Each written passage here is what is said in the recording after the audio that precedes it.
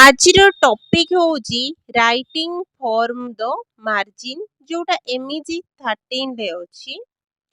First meaning ଜାଣିବା, next block ଯୋଉ ଅଛି ତାର ସବୁ ଜାଣିବା। ବିକଜ ଯଦି ଆମେ ବ୍ଲକରେ ଦେଖିବା, ଫାଷ୍ଟ ଅଛି କ'ଣ ହିଷ୍ଟୋରିକାଲ ବ୍ୟାକଗ୍ରାଉଣ୍ଡ, ନେକ୍ସଟ ଅଛି ଦଳିତ କଲଚର, ତାପରେ ଏମିତି ଏମିତି ସବୁ ହେଇକି ଅଛି। ତ କାହାର historical background? Writings from the ମାର୍ଜିନ୍ସର ବ୍ୟାକଗ୍ରାଉଣ୍ଡ। ତ ପ୍ରଥମେ ଆମେ ଜାଣିନେବା ରାଇଟିଂ ଫ୍ରମ୍ ଦ ମାର୍ଜିନ୍ସର ବ୍ୟାକଗ୍ରାଉଣ୍ଡ କ'ଣ। ନେକ୍ସଟ ମୁଁ ତମକୁ ଗୋଟେ ଗୋଟେ ବ୍ଲକ୍ କରିକି ଜଣେଇଦେବି। ତ ରାଇଟିଂ ଫ୍ରମ୍ ଦ ମାର୍ଜିନ୍ସ ଯୋଉ ଅଛି, ଏଠି ମାର୍ଜିନ୍ସର ମାନେ ହେଉଛି ହାସ୍ୟ, ହିନ୍ଦୀ କୁହନ୍ତି କିନାରେ, ଆମ ଓଡ଼ିଆରେ ହେଉଛି କୂଳ। ତ ବୁଝିପାରୁଥିବ, ମୁଁ ଆହୁରି କ୍ଲାରିଟିର ସହିତ ବୁଝେଇ ଦଉଛି। ମାନେ ୟାର ମାନେ ହେଲା ସମାଜର ସେଇ ଲୋକ ଆଉ ସମୂହ ଯେଉଁମାନଙ୍କର ମୁଖ୍ୟ ଧାରା ଯୋଉଟା କି ମେନ୍ ଷ୍ଟ୍ରିମ୍ କୁହନ୍ତି, ସେଠାରୁ ଅଲଗା ତାଙ୍କୁ ରଖାଯାଇଛି। ମାନେ ଯେମିତିକି ଆମର ଅଛନ୍ତି ଦଳିତ, ଆଦିବାସୀ, ଟ୍ରିବେଲ୍ସ ଆଦିବାସୀ କୁହନ୍ତି, ସମାଜର ନିଚ ବା ତଳିଆ ଲୋକ ଆଉ ସବୁଥିରୁ ବେଳେ ବେଳେ ଭାବନ୍ତି ମହିଳାମାନଙ୍କୁ ବି ସେଇ ସ୍ତରରେ ନେଇକି ରଖାଯାଏ, କିଏ ନିଚ ସ୍ତ୍ରୀ ଲୋକଟା, ତ ସେଇ ସ୍ତରରେ ତାଙ୍କୁ ନେଇକି ରଖାଯାଏ। ମୁଁ ଆଦିବାସୀ ମାନଙ୍କୁ ନିଚ କି ତଳିଆ ଜଣେଇବା ପାଇଁ ଚାହୁଁନି, ବଟ୍ ଏ ବୁକ୍ଟା ଭାବ ଇଂଲିଶ ଲିଟରେଚର ମାନେ ସେମାନେ ବି ଆମର ଯୋଉ ଓଡ଼ିଶାର ଇଣ୍ଡିଆର ଗୋଟେ କଲଚରକୁ ସେମାନେ ରିପ୍ରେଜେଣ୍ଟ କରୁଛନ୍ତି, ସେଟା କେତେ ବଡ଼ କଥା। ନେକ୍ସଟ ଆମେ ଦେଖିବା ରାଇଟିଂ ଫ୍ରମ୍ ଦ ମାର୍ଜିନ୍ସ କ'ଣ। ୟା ମାନେ ହେଲା କିନାରାରୁ ଆସିଥିବା ସାହିତ୍ୟ। ଇଏ ସେହି ସାହିତ୍ୟ ଅଟେ ଯୋଉଟା କି ଏଇ ହାସ୍ୟପଦ ଲୋକମାନେ ନିଜେ ଲେଖିଛନ୍ତି କହିପାରିବା, ନହେଲେ ତାଙ୍କ ଜୀବନର କାହାଣୀ ବି ଆମେ କହିପାରିବା।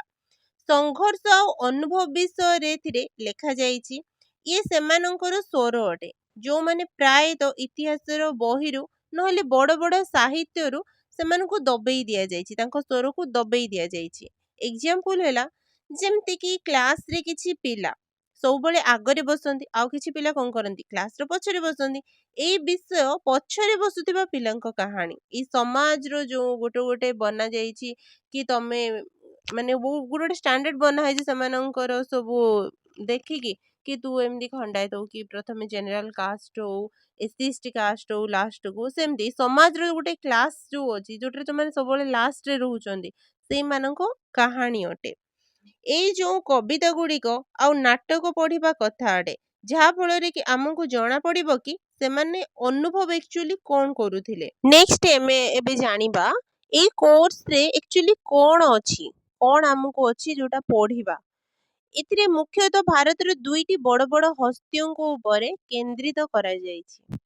ଫାଷ୍ଟ ଗୋଟେ କଥା ଏଇଠି କହୁଛି, ତ ଯୋଉମାନେ ଏଇ ଟପିକ ପଢୁଛ ବା ଯୋଉମାନଙ୍କ ପାଖକୁ ଏ ଟପିକ ଯିବ, ତ ଯୋଉମାନେ ଟିକେ ଆଦିବାସୀ ଟାଇପରେ ଅଛନ୍ତି ସେମାନେ ବି ପାଠ ପଢୁଛନ୍ତି। ଆଜିକାଲି ତ ସେମାନେ ହିଁ ସବୁ କିଛି କଲେଣି, ଜବ୍ ଫବ୍ କଲେଣି, ସେମାନେ ଆଉ ତଳେ ହେଇକି ନାହାନ୍ତି। ବଟ୍ ଏଇଟା ଯେବେ ଲେଖା ଯାଇଥିଲା, ଯୋଉମାନେ କିଏକୁ ରିପ୍ରେଜେଣ୍ଟ କରୁଛନ୍ତି, ତ ସେମାନେ ଏଠି ଜଣେଇବା ପାଇଁ ଚାହୁଁଛନ୍ତି କି ଉପରେ ଯୋଉ ମୁଁ କହିଲି ନିଚ ତଳିଆ ଲୋକ କି ଦଳିତ ଆଦିବାସୀ, ସେମାନଙ୍କୁ ଆମ ଇଣ୍ଡିଆ ଥ୍ରୋରୁ ଏମିତି ଆୱାର୍ଡ ଦିଆଯାଇଛି କି ତୁ ହେଲୁ ଦଳିତ, ତୁ ହେଲୁ ଆଦିବାସୀ, ସେମାନେ ଦେଇନାହାନ୍ତି। ସେମାନେ ଏଠି ରିପ୍ରେଜେଣ୍ଟ କରିଛନ୍ତି କ'ଣ, ଦୁଇଟି ବଡ଼ ଦଳିତ ମାନେ ହସ୍ତୀୟ, ବହୁତ ବଡ଼ ବଡ଼ ଲୋକ ଏମାନେ ଅଟନ୍ତି। କାରଣ ଇଣ୍ଡିଆରେ ଆଉ କୌଣସି ସେମିତି ନାହିଁ, ଇଣ୍ଡିଆରେ କି କୌଣସି ଜାଗାରେ ସେମିତି ନାହିଁ ଲୋକ ଯୋଉମାନେ ନିଜ ନିଜ ବିଷୟରେ ନିଜ କଲଚର ନିଜେ ଆଜି ଯାଏଁ ଜାରି ରଖିଛନ୍ତି, ନିଜର କୌଣସି ଆତ୍ମକଥା ଅଛି। ବଟ୍ ସେମାନେ ଏତେ ବଡ଼ ଇଣ୍ଡିଆରେ ସେମାନେ ଏଇ ଦି ଜଣଙ୍କ ବିଷୟରେ ଲେଖିଲେ ମାନେ ଭାବି ପାରୁଥିବ ସେମାନେ ଏମାନଙ୍କୁ କେତେ ଗୋଟେ ଦେଇଛନ୍ତି, ରେସପେକ୍ଟ କେତେ ଦେଇଛନ୍ତି। ତ ସେଇ ଦିଟା ବଡ଼ ହସ୍ତୀଙ୍କ ବିଷୟରେ ଏବେ ଆମେ ଜାଣିବା। ଦଳିତ ସାହିତ୍ୟ ଗୋଟେ ଅଛି, ଦଳିତ ଡିସ୍କୋର୍ସ, ସେଇଟା ଇଂଲିଶରେ ବୋଲି କୁହାଯାଏ। ସେଇଟା ଆମେ ବ୍ଲକ୍ 2 ଅଛି, ସେଥିରେ ଆମେ ଗଲେ ଭଲସେ ପଢିବା। ଏବେ ବାସ୍ ଟିକେ ଟିକେ କହିଦଉଛି। ଏଥିରେ ଦଳିତଙ୍କ ଇତିହାସ, ସଂସ୍କୃତି, ପରିଚୟ ଆଉ ତାଙ୍କ ଦ୍ୱାରା ଲେଖାଯାଇଥିବା ଆତ୍ମକାହାଣୀ, କବିତା ଆଉ ନାଟକ ମଧ୍ୟ ସମ୍ମିଳିତ ଅଛି ସେମାନଙ୍କର। ଆଦିବାସୀ ସାହିତ୍ୟ ତାଙ୍କଠୁ ଅଲଗା, ଯୋଉଟା କି ଟ୍ରିବେଲ ଡିସ୍କୋର୍ସ ବୋଲି କୁହାଯାଏ।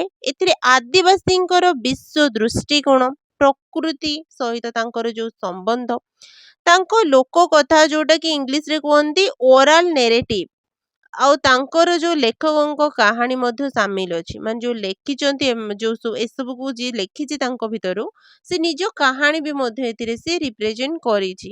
ତ ଏଇଟା ଥିଲା ଆମେ ଏଇସବୁ ଏଥିରେ ପଢିବା। ତ ନେକ୍ସଟ ମୁଁ ତମକୁ କହିବା ପାଇଁ ବି ଯାଉଛି, ଏଇ ଯୋଉ ରାଇଟିଂସ୍ ଫ୍ରମ୍ ଦ ମାର୍ଜିନ୍ସ ଆମେ କଣ ପାଇଁ ପଢିବା?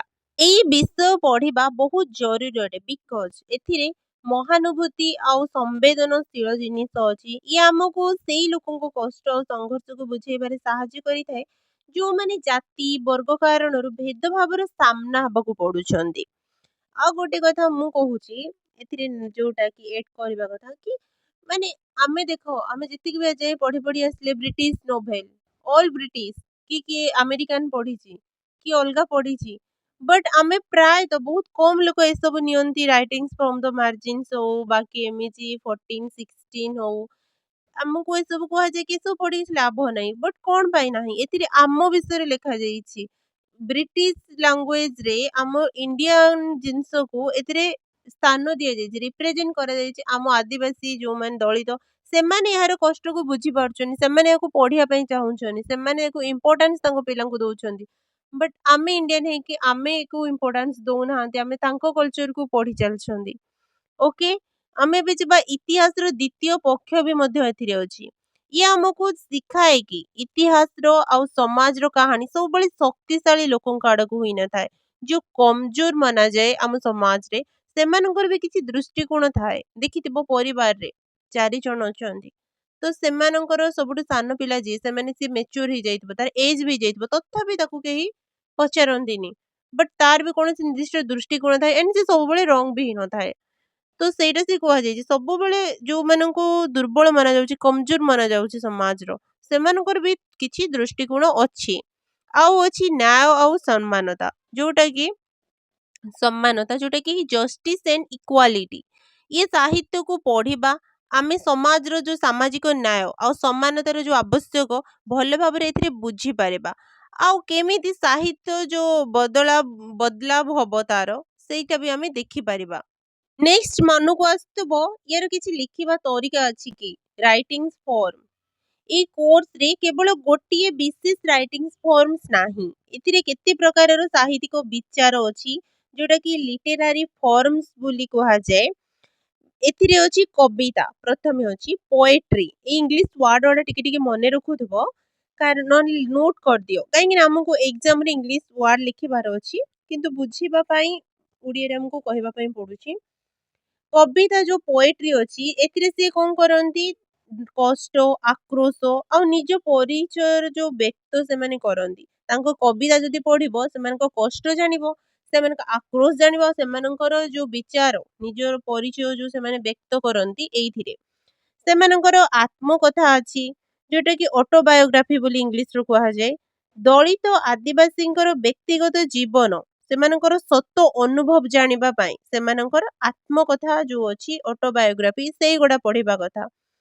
ତ ତାଙ୍କର ଯୋଉ ଡ୍ରାମା ଅଛି, ଯୋଉଟା କି ନାଟକ, ସାମାଜିକର ଯୋଉ ତାନା ଦିଅନ୍ତିନି, ଯୋଉ ରୂଢି ସବୁ ପ୍ରୟୋଗ କରନ୍ତି, ସେମାନେ କିଛି ପ୍ରୋବ୍ଲେମ ନ କଲେ ବି ସମାଜର, ସେମାନେ କୁହନ୍ତି ହେ ସେଟା କୁଲ୍ହଟା, ସେମାନେ ଏଟା ଆଦିବାସୀଟା, ସେ କଣ ଜାଣିଥିବ, ତା ମୁଣ୍ଡ କେତେ, ସେ କେତେ କଣ କଥା କହିବ, କୁହନ୍ତିନି। ଏକ୍ସାମ୍ପଲ ଗୋଟେ, ଏବେ ଆମର ସିଏମ ଅଛନ୍ତି, ସେ କିଛି ଆମର ପ୍ରୋବ୍ଲେମ କରନ୍ତୁ ନ କରନ୍ତୁ ମୁଁ ଜାଣିନି, ବଟ୍ ସେମାନଙ୍କର କାଷ୍ଟ ବେଶୀ, ସେମାନଙ୍କୁ ବେଶୀ ଜଜ୍ କରାଯାଉଛି। ତ ସିଏ ସେଇଟା କହିଛନ୍ତି କି ସମାଜର ଯୋଉ ତାନା ରୂଢି ଆମ ଉପରେ ପ୍ରୟୋଗ କରାଯାଉଛି, ସେସବୁ ଉପରେ ଆମେ ପ୍ରଶ୍ନ ଆଉ ସେଥିପାଇଁ ଯୋଉ ଯୁକ୍ତି ଆର୍ଗ୍ୟୁ କରିବା ପାଇଁ ଆମେ ସବୁ ନାଟକ କରିଥାଉ। ନାଟକ ମାନେ ଯୋଉ ଡ୍ରାମା ସବୁ ସୃଷ୍ଟି କରନ୍ତି, ନାଟକ ଦେଖିନ ସବୁ ଯାତ୍ରା ଟାଇପ ରେ ବନାନ୍ତି, ସେମାନଙ୍କ ନାଟ୍ୟକାର ହିସାବରେ ସେମାନଙ୍କର କ୍ୟାରେକ୍ଟର ଲେଖା ବି ଯାଇଥାଏ। ତ ସେଥିରେ ସେ ପ୍ରଶ୍ନ ପଚାରନ୍ତି, ସମାଜ ଉପରକୁ ସେ ବେଶୀ ପ୍ରଶ୍ନ ହିଁ କରନ୍ତି, କେବଳ ତାଙ୍କ ଲେଖିବା ମାଧ୍ୟମରେ କେମିତି। ତାପରେ ଲୋକ କଥା ସବୁ, ଯୋଉ ଓରାଲ ନେରେଟିଭ୍ସ ଅଛି, ଆଦିବାସୀ ଆଉ ଦଳିତଙ୍କର ମୌଖିକ ପରମ୍ପରା ସବୁ ଆଉ କାହାଣୀ ଗୁଡିକ ବୁଝିବା ପାଇଁ, ସେମାନଙ୍କ ପରମ୍ପରା, ଚାଲିଚଳନ, ସଂସ୍କୃତି ଏସବୁ ବୁଝିବା ପାଇଁ ସେମାନଙ୍କର ଯୋଉ ଲୋକ କଥା, ଯୋଉଟା କି ଓରାଲ ନେରେଟିଭ ଅଛି, ସେଇଟା ପଢିଲେ ତାଙ୍କ ଲୋକ କଥା ବିଷୟରେ ଜାଣିପାରିବ। ବୁଝିପାରିଲେ ଏସବୁ ମୁଁ କଣ ପାଇଁ କହିଲି, କି ସେମାନେ ଗୋଟେ ଜାଗାରେ ସେମାନେ ନିଜର କଷ୍ଟ, ନିଜର କଥା, ନିଜର ତାନା, ନିଜର ଯୋଉ ପରମ୍ପରା, ଏସବୁ ଗୋଟେ ଜାଗାରେ ସେମାନେ ଲେଖନ୍ତିନି। କିଛି କବିତା ମାଧ୍ୟମରେ କୁହନ୍ତି, କିଛି ଆତ୍ମକଥା, କିଛି ନାଟକ, କିଛି ଲୋକ କଥା ଅନୁସାରେ ସିଏ କୁହନ୍ତି।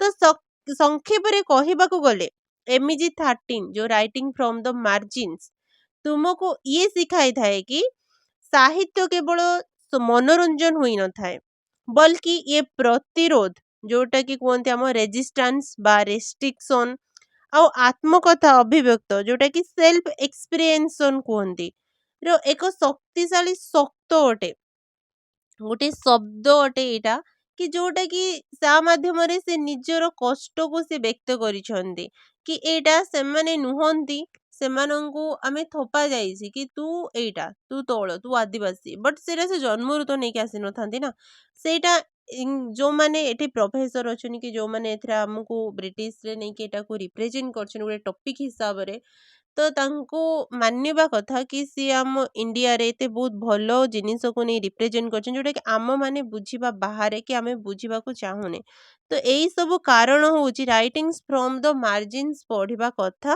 ନେକ୍ସଟ ମୁଁ ଭିଡିଓ ନେଇ ଆସିବି ତମକୁ ୟାର ଯୋଉ ବ୍ଲଗ ସବୁ ଗୋଟେ ଗୋଟେ ଅଛି ହିଷ୍ଟୋରିକାଲ ବ୍ୟାକଗ୍ରାଉଣ୍ଡ କଣ କି ଦଳିତ କଣ ସବୁ ଅଛି ଗୋଟେ ଗୋଟେ ବ୍ଲଗ ତମେ ମାନେ ପଢିଲେ ଜାଣିବ ସେ ସବୁ ମୁଁ ନେକ୍ସଟ ଭିଡିଓ ନେଇ ଆସିବି ଆଉ ଏଥିରେ ଯୋଉମାନେ ନ ବୁଝିପାରୁଛ ତମକୁ ପୁଣି କହୁଛି କମେଣ୍ଟରେ ତୁମେ କହିବ ମୁଁ ସେକେଣ୍ଡ ଭିଡିଓ ନିଶ୍ଚୟ ୟା ଉପରେ ଆଉ ଥରେ କରିବି ଏଣ୍ଡ ଯାହା ନ ବୁଝିପାରିବ କ୍ଲାରିଫାଏ କରିବେ ଥ୍ୟାଙ୍କ ୟୁ